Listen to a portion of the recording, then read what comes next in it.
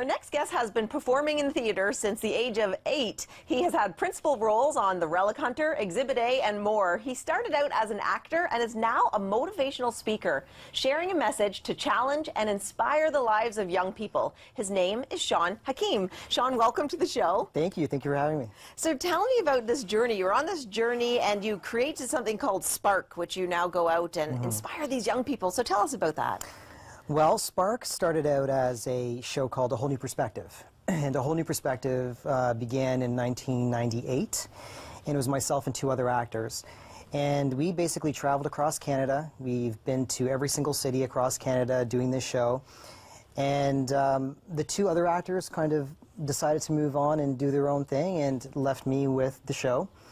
And I've kind of rejigged it and turned it into Spark. And basically it's a 1-hour presentation that I do in front of schools, elementary schools or high schools, and talking to the kids about the things that are really getting in the way of them becoming the best version of themselves. So we talk about fears, how to overcome your fears. There's only 2 things to be afraid of: loud noises and falling over. Every other fear you have is something that you've learned from somebody else, right? So where's that fear coming from? Talking about the media. Like, I mean, nowadays, especially with kids, media is everywhere. And how do you navigate that, right? And how do you navigate that and still be the person that you want to be? Talk about responsibility. We talk about believing in yourself. And, of course, you know, which is also a huge factor nowadays, is bullying.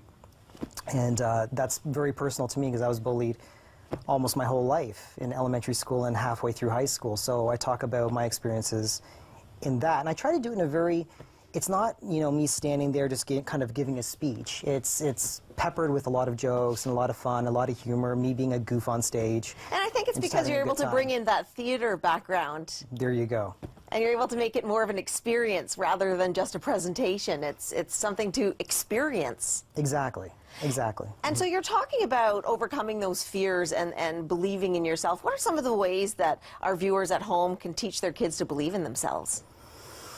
Well, as far as believing in yourself goes, you know, all of us have these ideas about ourselves when we're growing up, and somewhere along the line, something happens, you know, and you know, a lot of the adults out there can relate to this. You know, some of us have a dream of becoming a certain thing, and then someone says one word to you, or, you know, maybe it's a parent, or maybe it's a friend or a colleague, and you know, it's a word like, you know, you can't do that, or you're not meant for this, or who do you think you are, along those lines.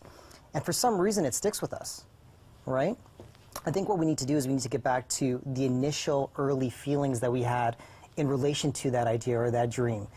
And that's what the show does, is it, you know, fear obviously is a huge thing when it comes to that, right? So for a lot of us who want to pursue certain things, we have these fears, and what I try to do is I try to get them to, well, what I do in the show is I actually get them to throw their fears into a bag, and then I destroy the bag on stage. I said the only way you can overcome your fears is by actually beating the hell out of it and going out there and do the thing that you're afraid of doing. And that's actually scientifically proven. That's the only way you can overcome any fear. Like, is do the thing you're afraid of. Do the thing you're afraid of doing. So if you're afraid of public speaking, you have to get up and do a speech. There's no other way around it. You know what I mean? So that all leads into believing in yourself. Your earlier question about believing in yourself, that all leads into believing in yourself, because you need to overcome those fears first. Where did those fears come from in order to believe in what you have to do? I love it. So it's like you're sparking their courage and you're sparking their belief in themselves, and you're reigniting that dream that may have started to get lost along the way. So what else are you working on? I hear that you're working on a book. Yes, this book is extremely exciting. I got to a point where this is something I've always wanted to do. I remember being a young kid and be like, oh, I want to write a book. And when I was 13 years old, I picked up a book by Dan Millman. It's called The Way of the Peaceful Warrior. And for all of those out there, you know, you guys got to check out this book. It's amazing. And I remember reading it and being like, I love this. Because it was philosophy, and it was mixed in with a story, right? So you're not just reading a book on philosophy, you're actually reading this adventure too. So a lot of people out there could relate to The Alchemist or Celestine Prophecy. It's along those lines. So in the summertime, I was like, no, I want to do this. I want to write. I have this great idea, and I want to put it down. And I started writing it in the summertime, put the whole treatment together, and we were talking about this earlier, it's amazing. And I'm not saying that from an egotistical standpoint. I'm saying that wherever this idea came from, it's amazing. So I'm really excited about it. The book is going to be ready by the end of this year. And I'm also running an adult show based on the book. So the adult show is called Lessons from an Argonaut.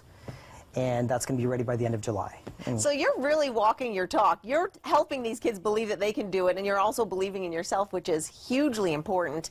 And Yes, where did this all come from in your journey? You had mentioned that your father passed away when you were 18. Mm-hmm. Tell us a little bit about that. Well, my dad always had this dream of, you know, he immigrated here back in 1974, I believe. And his dream was always to go back to the country that he came from, which is Guyana. It's in South America. He always wanted to go back there and open up a business on the beach. And while he was down there, he decided to go swimming. And unfortunately, he drowned. And he never got to, I guess, fulfill his destiny as far as the things that he wanted to do. And that always stuck with me. And I was 18 years old at the time. And between the age of 18 and now, I did so many different things. I was in acting. I also had a record deal with a music label and had a song on the radio. I did so many different things. But it got to a point where I was like, what kind of legacy do I want to leave on this planet before I pass away? Right. And I said to myself, well, I have to do this thing. I love talking to kids. I love being on stage. I love performing. I love writing. And it's like, it's about time I just kind of melt all this stuff together and get it done. And I'm so glad that you're doing it, because it makes a significant difference in our world, and I'm all for people who are inspiring and making a difference. So thank you so much for being here. No, thank you for having me. I appreciate it. Up next, James Connell on Starting Your Day with High Energy. We'll be right back.